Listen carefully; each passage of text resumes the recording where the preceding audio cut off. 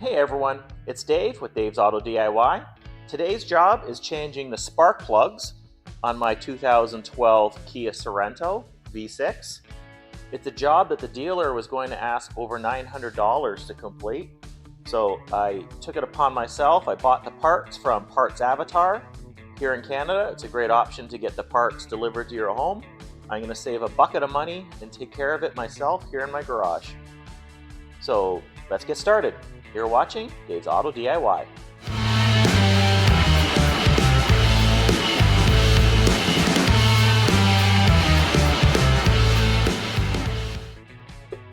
After removing the cover from the engine, you can see the front three spark plugs are right here, easy to access. The rears are hidden under the intake. We'll have to remove all of that to get to the rears. So if you have somebody to split this job with, a good trick would be to tell them you'll do the fronts, get your friend to do the rears.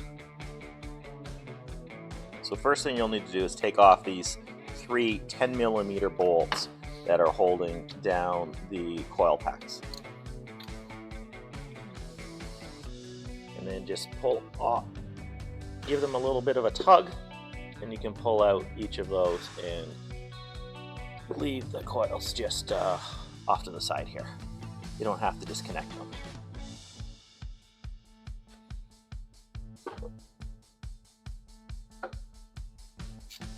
So I'm using a 5/8 inch socket. My spark plug socket was too wide to actually fit down the opening. So I'm using a regular socket and then a magnet to pull out the old plugs.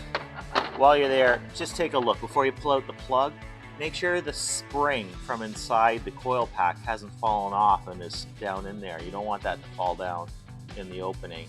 When I was pulling off one of my coils, the spring came off. So I'm going to replace that one as we go. So these are due at 168,000 kilometers. I bought this car used. It has about 188,000 kilometers on it. I suspected that the previous owner didn't do the plugs. I think I was right.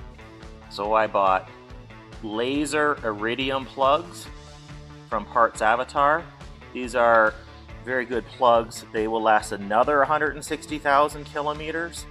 I didn't choose to buy plugs that will need to be changed again. I don't want to do this job twice. I bought plugs that'll last the rest of the life of this vehicle.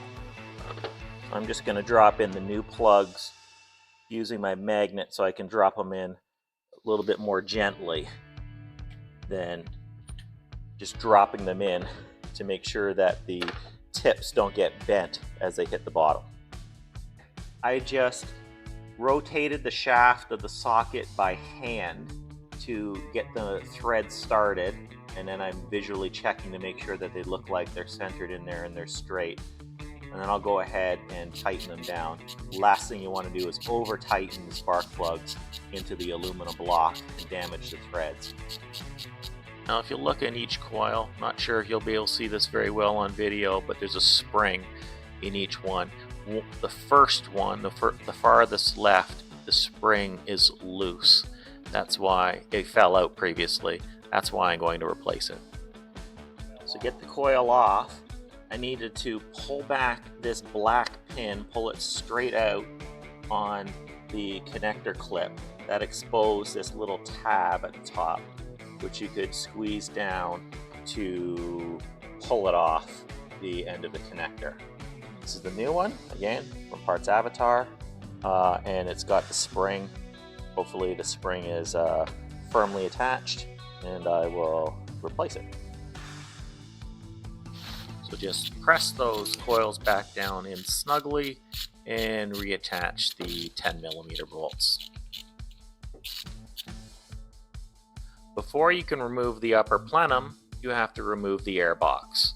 The air box has 4 spring clips, 2 on the front and 2 tucked down behind. You need to remove this electrical connector from the top. And you need to use a pair of pliers to remove this clip attaching the wiring harness. Pinch this clamp on the top hose, slide the clamp back, then you can pull that hose off the air box. Same thing on this hose down here. Pinch that clamp and pull it back. And the final thing is down here on the throttle body. We need to loosen with a Phillips screwdriver that clamp. I recommend lubricating it first and then sliding that accordion piece back off the throttle body. So now just wiggle that line off the throttle body until it comes free, and you should be able to lift the air box right out of the vehicle and set it aside. If you haven't changed your air filter for a while, this would be a perfect opportunity. I've changed mine just recently. Now moving on to the throttle body, it's attached with 3 10mm bolts around the opening and one 14mm down a little bit lower. With those 3 10mm removed and the 14mm removed, you can just pull off the throttle body and lean it out of the way without removing any of the other connections. And we have to remove this wiring harness that comes across the front of the engine. There are 3 bolts, 10mm bolts that I've removed. Then there are 1, 2, 3, 4, 5, 6, 7, 8 electrical connectors on this side of the engine and a couple of clips. There's another one here, 2 more back here with a couple more clips, and 3 fuel injectors, and you can just sort of pull it out of the way. There's 3 more hoses to disconnect, and the air hose goes to the top of the intake here, little hose here, and one at the back just behind the throttle body. And on the back of the engine, there's a little 10mm bolt here holding on a bracket that we need to remove, and we can just move that hose that it's holding back a little bit. The next one is tricky to get to. You can't see it, you're working blind. I could get my camera down there. There's a 14mm tucked behind the left hand rear of the upper plenum. And we're almost there. Then there's 2 10mm bolts on the top, 3 along the front of the plenum, and 2 10mm nuts, one on either side of the plenum.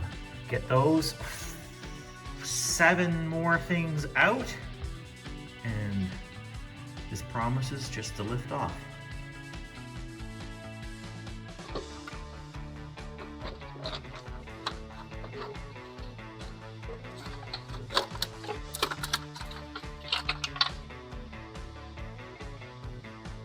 To get that intake off, the 3 back spark plugs are exposed, just like the front. It's a good idea to stick some paper towel, some shop towels down the top of the engine. You don't want to accidentally drop in any dirt or a bolt down into the engine. You'll make your day much worse.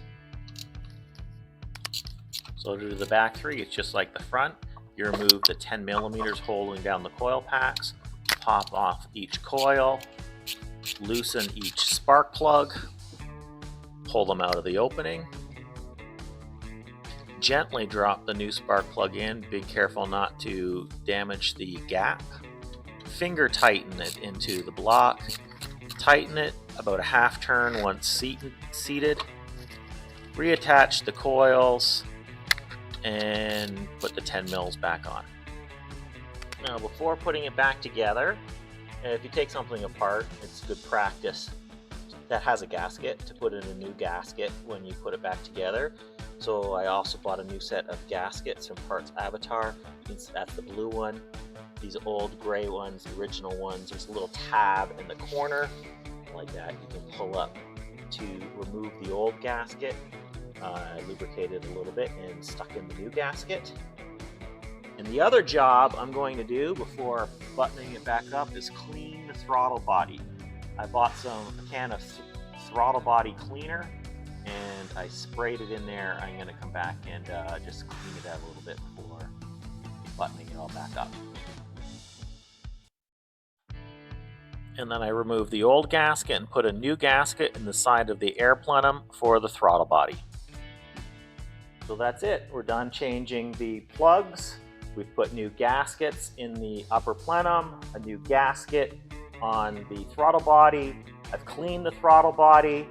Everything's ready to go back together. Just goes back together in the reverse of the way we took it off. And don't worry about the electrical plugs. There's really only one way they can go on. When you do get to tightening up the upper plenum, just start on the bolt in the middle and work your way out to make sure it's nice and tight. And we're all done. So just getting back from taking it for a quick test drive, everything seems fine. It accelerates smoothly, idles smoothly, everything seems fine. There's no check engine lights, so I'd say it was mission success. So I hope you learned something, I hope you hit subscribe, and I hope to see you next time on Dave's Auto DIY.